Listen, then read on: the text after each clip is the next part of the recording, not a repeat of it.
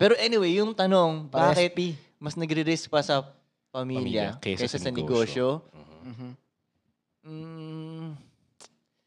Hindi, tol eh. Ito sa tingin ko yung ibang mga tao, tol, kaya sila nag-aanak o nagpapamilya para mapashut the fuck up na yung mga tao sa paligid nila. Okay. Kasi, lalo na tol, lalo na tol, kung fucked up talaga yung buhay mo, pag nagkapamilya ka na nga, bilang makakukuha ng papuri eh.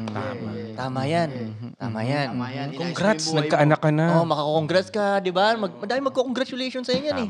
Di ba? Parang kasal. Parang kasal. Di ba? Parang kasal din. Madami magko-congratulations sa inyo yan para ma-shut the fuck up na. Same lang din sa mga ibang babae na, kunyari yung mga babae na mess up niya na yung life niya, di ba? Dami niya ng ginawang kaburikatan, mga ganun shit. Mag-aanak ngayon siya, biglang mother na siya. Oh. Di ba, tol? Biglang magiging okay. Mag-iiba na yung tingin sa kanya. Oo, no? Mag-iiba na yung tingin sa Dati kanya. burikat siya, bilang ngayon mother na siya. Kaya madali siyang gawin eh. Sa tingin ko lang kaya ginagawa ng iba yun para mapashut the fuck up yung mga tao sa paligid nila. Which is, mali ngayon. Dahil, mapapashut the fuck up mo sila sa umpisa. Pero yung life nyo naman, Fucked up. lalo ka nag-invite ng guloy, oh shit, may responsibility ka na ngayon. Sila, shut the fuck up kayo, fucked up. Oo nga, no. Shut the fucked up. Oo nga, no.